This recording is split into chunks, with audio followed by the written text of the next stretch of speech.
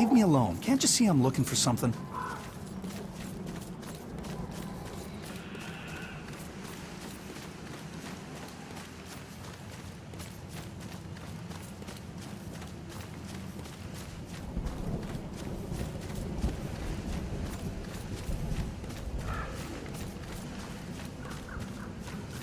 Come on, man.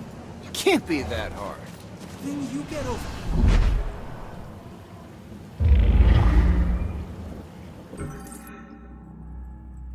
I've always been a kleptomaniac.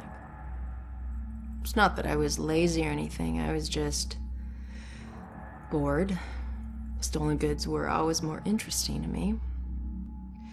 I could just look at whatever it was and relive the exciting memory of the theft itself. Sometimes I was worried that I'd get caught. Other times I was riding an adrenaline rush. But it wasn't until the last thing I ever stole that I truly felt afraid. I remember it like it was yesterday, despite the years I've been trying to forget it. My friends and I snuck into a graveyard to drink a few beers like we normally did on a boring weeknight. We headed for our usual spot, an old run-down mausoleum. Only this time it was locked. It seemed someone had finally taken an interest in the dead guy it belonged to and didn't appreciate us partying there. So we split up and went looking for a new place. Finally, I found another mausoleum, and one of its walls had begun to crumble away, but I squeezed through.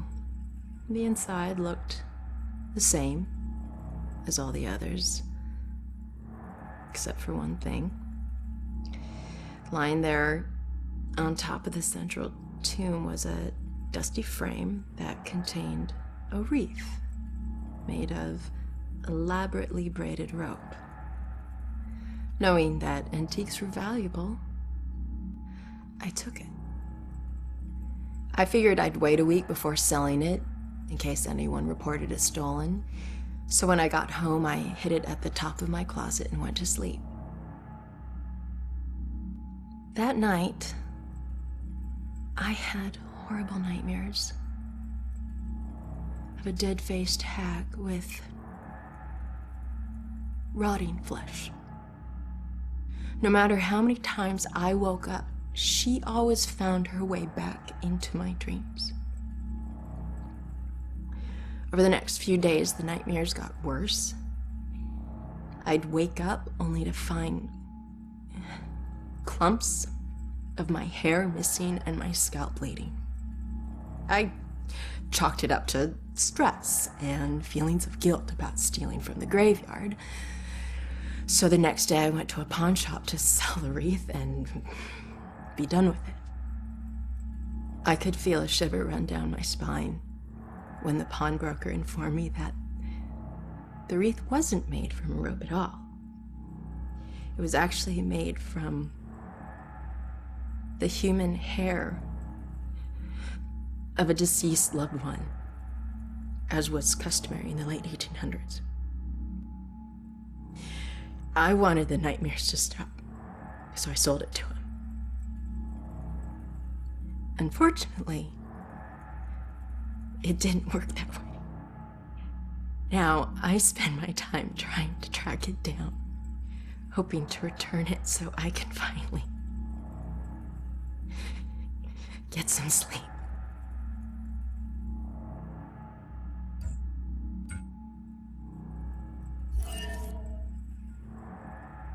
I can still remember my first day on the force. Salem PD was in this tiny building on the edge of town.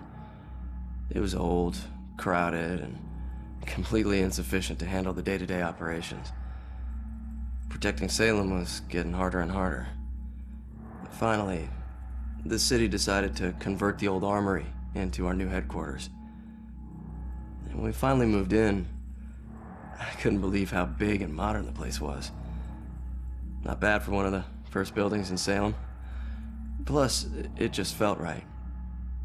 It used to be the city's first line of defense in a wild frontier, and now it had resumed its post once again, only this time in a modern world. The first week was a little chaotic as we settled in. One officer reported that someone had removed his gun from his locker. It took him 20 minutes to track it down, and when he did, he found it leaning against the wall in one of the unoccupied offices. Also, the late-night station operator reported a strange phone malfunction. Occasionally, when someone would call in to report a shooting, the recording would just stop. The call would cut out, and the voice of the panicked caller would just loop over and over again until the phone was unplugged. Soon it was pretty clear that these strange occurrences weren't just honest mistakes or faulty phone lines. One evening, the medical examiner came running down the hall in tears. She noticed that her scalpels and other tools had gone missing. She went to get more from the cabinet, but stopped cold at what she saw in the reflection. A ghostly silhouette of a Civil War soldier was standing over one of the corpses. When she spun around, it was gone. She barely noticed how cold the room had gotten before running off. Of course, the guys didn't believe her. Hell, I didn't either, until I saw it with my own eyes. I was working late and got up to get more coffee. As I rounded the corner, I saw it in the reflection of the trophy case. It was staring right at me. He lifted an old, ghostly rifle and pulled the trigger. The trophy case fractured into a spider web of cracked glass, and I took off running. The captain didn't believe me and docked my next paycheck to replace the glass. I didn't care if people thought I was crazy. I know what I saw. People sometimes ask me if anyone else has seen it since, or if the specter still roams the halls. I always tell them the same thing.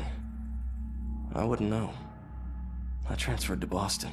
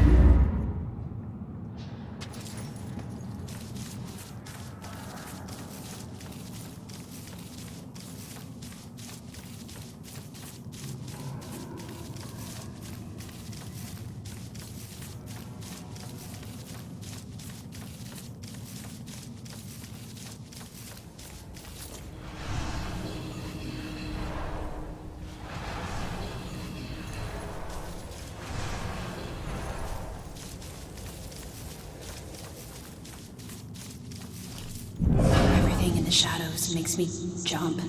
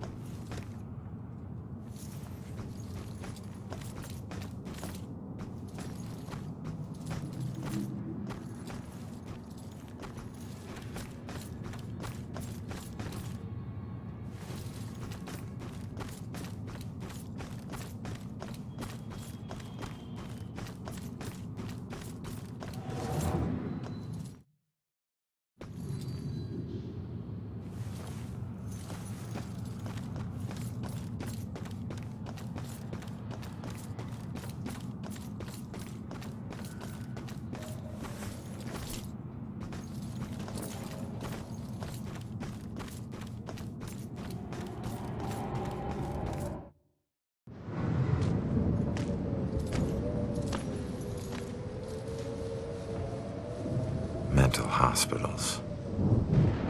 One place torture is considered for your own good.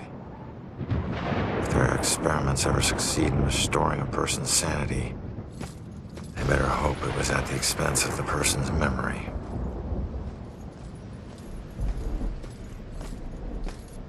Ready?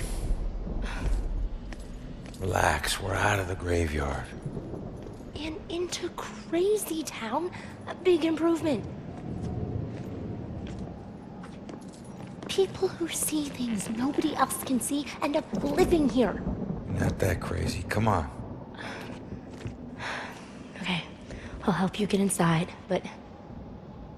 But what? Look, if we're gonna ask this girl Iris about this contract, the asking needs to be done by a living person, right?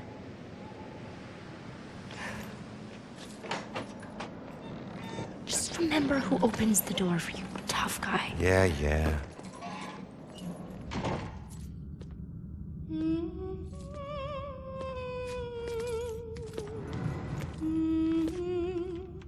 All right, kid. You're up. Now just find a way to get Iris's room number.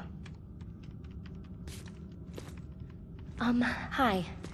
I need your help. I'm looking for a friend. Visiting hours are over. Right. But she was with the cops. Then go talk to the cops. See, I did, and they said that she was a danger to herself, and... I can't help you. All right. Just need to stall her, okay? We have to figure out what her weaknesses are. Maybe these things on her desk will help us.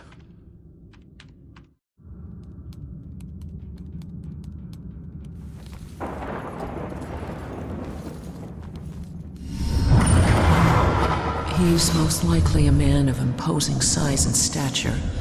Someone who's accustomed to violence. Heinous acts in his past define him to the point where he no longer knows who he truly is.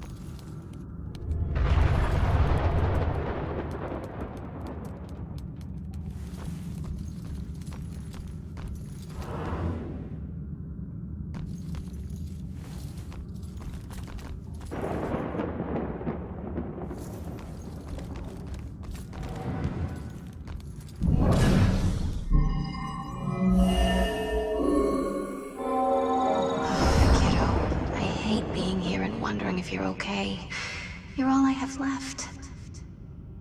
Just like this girl's friend is all she has left. Sorry. I know how hard it can be when someone depends on you. What's your friend's name?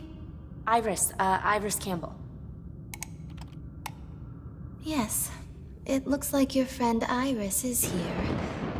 Everything's gonna be okay. Thanks. I feel better. Hold tight, kid. I got this. Just need to get my eyes on her computer screen.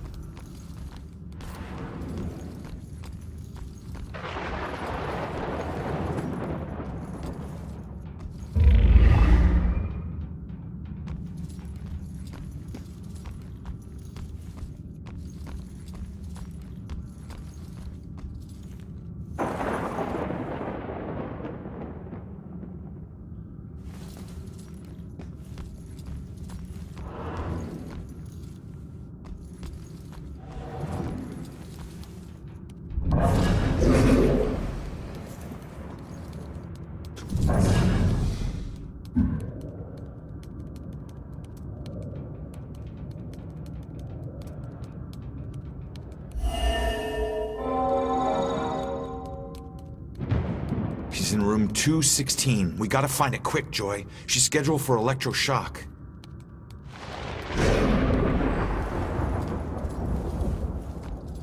All right, kid.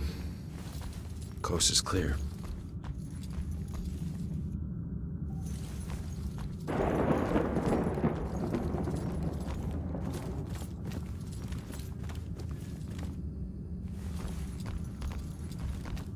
A bed.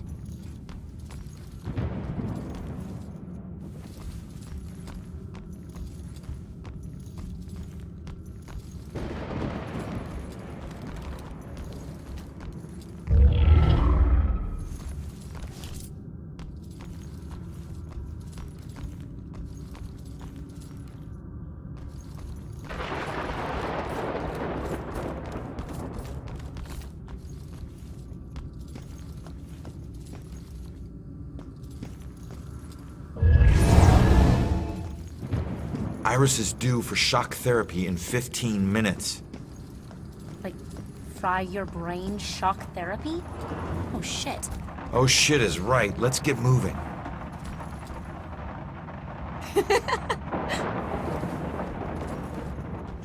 Another camera. Damn it.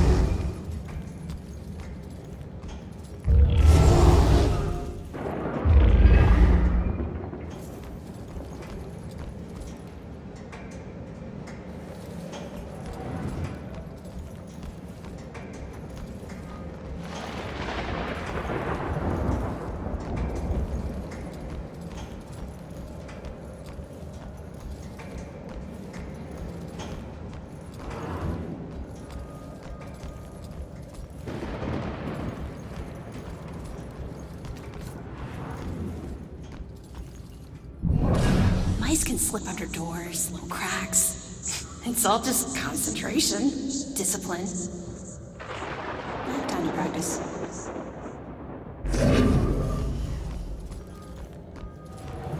See that camera? I'm not as invisible as when I went out.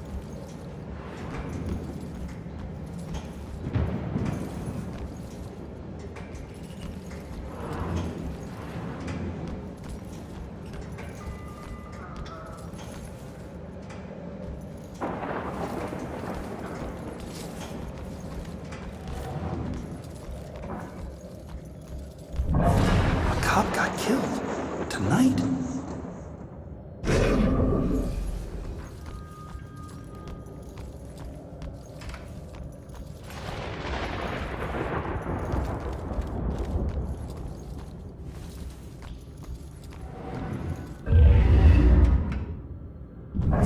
Bugs crawling up the wall. I can't get anyone to spray them. And not gonna try to squash them again. All the blind people put the restraints on me. Can't believe they put them on me. Just because they can't see the bugs?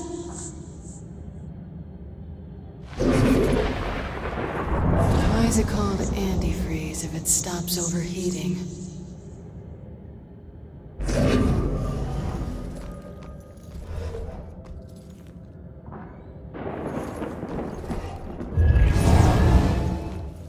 The thing to understand about Why so mad? violently angry when she would walk into Is this guy gonna get it, even if I explain? any kind of anger, but particularly. So I realize that dealing with patients can be a frustrating business, especially when they are on medication. It's responsive. But you have to be careful. It's all, I don't know, crazy. Yeah, look around you.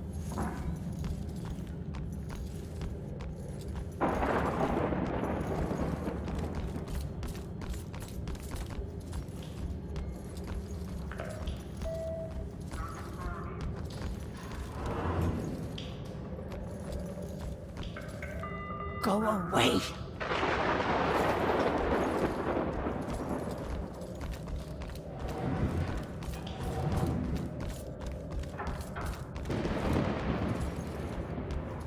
You're up again, kid. I need to possess you to get past this crap. No. I hate that. Or you can just go on. Totally alone in here. Fine. You know what these hands are? Lost souls, I guess? Just seems like the opposite of moving on. Or at least the opposite of moving on you're trying to do.